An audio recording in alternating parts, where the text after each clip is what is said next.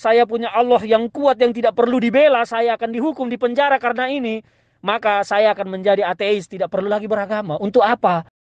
Sebelum videonya berlanjut, silahkan teman-teman tekan tombol subscribe, like, dan tinggalkan komentar kamu di bawah. Kiranya video ini menjadi berkat bagi kita semua.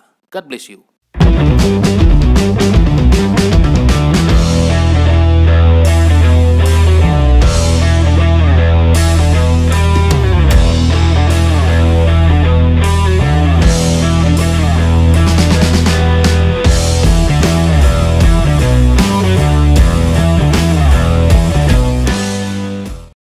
Saya sudah menerima surat panggilan, tapi bukan untuk hari ini ya. Saya dipanggil sebagai saksi untuk hari Senin nanti, jam 10. Dan saya memastikan akan hadir hari Senin pada saat dipanggil. Saya akan memberikan klarifikasi atas apa yang terjadi. Karena ini ribut, ricuh, masalahnya adalah karena opini dikembangkan oleh pihak pelapor ya. Seolah-olah ini adalah pertempuran antara Tuhan orang Kristen dengan Tuhan orang Islam. Padahal ya orang tidak pernah tabayun bertanya kepada saya itu siapa. Saya ini juga sebagai seorang muslim ya, sudah mualaf sejak 2017.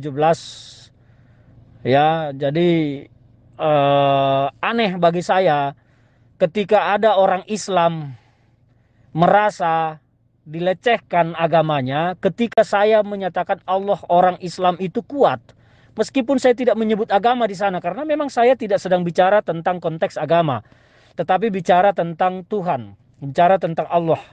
Bahwa Allah yang saya percayai itu Allah yang kuat yang tidak perlu dibela.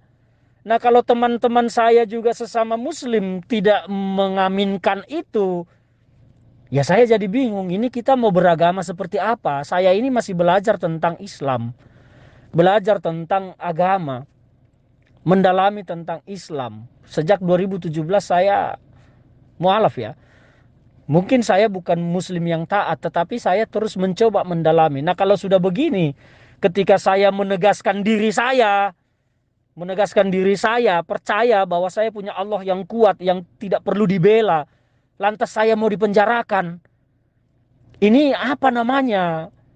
Saya sedih ya. Saya memang tidak pernah mendeklarasikan diri saya sudah mualaf saya ini.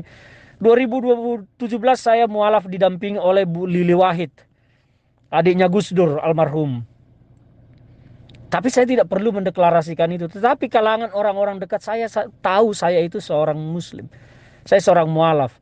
Tapi ini dibenturkan opininya seolah-olah ini orang Kristen menyerang Allah orang Islam. Inilah masalahnya, inilah penyakitnya sehingga publik ribut. Dan saya akan menjelaskan ini semua. Ketika iman saya yang menyatakan saya punya Allah yang kuat yang tidak perlu dibela, saya akan dihukum di penjara karena ini, maka saya akan menjadi ateis, tidak perlu lagi beragama. Untuk apa? Untuk apa beragama? Kalau saya mengimani iman saya, menyatakan bahwa saya punya Allah yang kuat, yang tidak perlu dibela. Dan itu adalah komunikasi antara pikiran dan hati saya. Saya harus dipenjara karena itu. Nah, inilah sumber malapetaka. Inilah pihak-pihak tertentu yang sengaja menggoreng, membuat isu ini negatif. Silahkan teman-teman tekan tombol subscribe, like, dan tinggalkan komentar kamu di bawah. Kiranya video ini menjadi berkat bagi kita semua. God bless you.